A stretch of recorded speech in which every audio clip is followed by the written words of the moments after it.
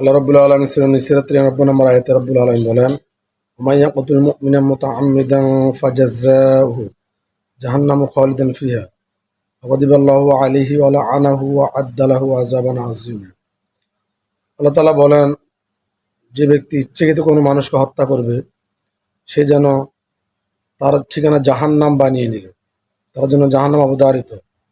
আল্লাহ রাব্বুল আলামিন তার উপর রাগান্বিত, তাকে অভিশাপ করবেন, তাকে গজব দিবেন এবং সেই চিরকাল জাহান্নামে থাকবে। তার জন্য জাহান্নাম প্রস্তুত করে রাখা হয়েছে। রব্বুল আলামিন সূরা মায়েদার 32 নম্বর আয়াতে একই কথা বলেছেন, মান কাতালা নাফসাম বিগয়রি নাফসিন আও ফাসাদিন ফিল আরদি ফাকান্নামা কাতালান নাসা জামিয়া ওয়া মান আহইয়া ফাকান্নামা আহইয়ান নাসা জামিয়া।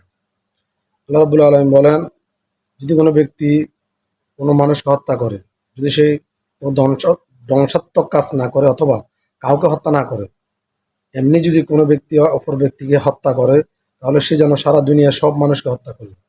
আর যদি কোনো ব্যক্তি কোনো মানুষের জীবন বাঁচায় সে যেন সারা দুনিয়ার মানুষকে বাঁচালো।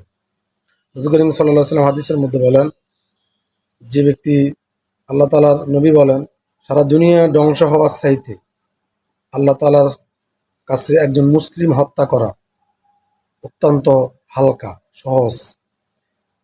নবী করিম সাল্লাল্লাহু আলাইহি ওয়াসাল্লাম আরও বলেন, যে ব্যক্তি মুসলমান, একজন মুসলিম, তার আমলের কারণে, তার আখলাকের কারণে, তার চলনের কারণে সে অনেক দূরে গিয়ে যায়। যদি না সে কাউকে হত্যা করে, যদি সে কাউকে হত্যা করে তখন সে ধ্বংস হয়ে যায়। শুধু তাই নয়, নবী করিম সাল্লাল্লাহু আলাইহি ওয়াসাল্লাম আরও বলেন, কিয়ামতের ময়দানে আল্লাহ তাআলা সর্বপ্রথম রক্তের বদলা নেবেন। সুতরাং এই জিনিসটা অত্যন্ত মারাত্মক। আল্লাহ রাব্বুল আলামিন এই জিনিসটাকে অত্যন্ত মারাত্মকভাবে উপস্থাপন করেছেন। আজকের যুগে মানুষ হত্যা করে একেবারে সামান্যতম মনে করি আমরা। যে ব্যক্তি মারা যায় সে ব্যক্তি জানেও না আমি কি জন্য মারা গেলাম, আর যে ব্যক্তি তাকে হত্যা করে সে জানে না আমি তাকে কি জন্য হত্যা করলাম। এজন্য আমার মুসলমান ভাইয়েরা, আমার বন্ধুগণ, আমরা এই সমস্ত অন্যায় কাজ থেকে অনেক দূরে থাকার চেষ্টা করতে হবে।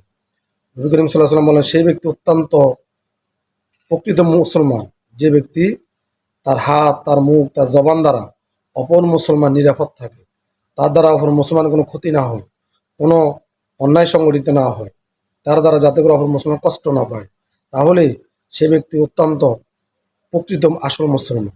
এই জন্য আমরা আমাদের চরিত্রকে সুন্দর করি, আমরা সুন্দরের মধ্য দিয়ে আমরা মানুষের ভালোবাসা অর্জন করি, আমরা অন্যকে জুলুম করে অন্যায়ভাবে কাউকে আঘাত না করি, তাহলেই আল্লাহ রাব্বুল আলামিন আমাদেরকে অবশ্যই ভালোবাসবেন, আমাদেরকে ক্ষমা করবেন, আমরা জান্নাতের আশা করতে পারব।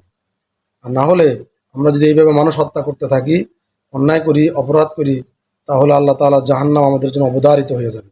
আল্লাহ তাআলা আমাদের প্রতি গোসা হয়ে যাবেন, নারাজ হয়ে যাবেন। আল্লাহ তাআলা আমাদেরকে কথাগুলো আমল করার তৌফিক দান করুন। আমিন।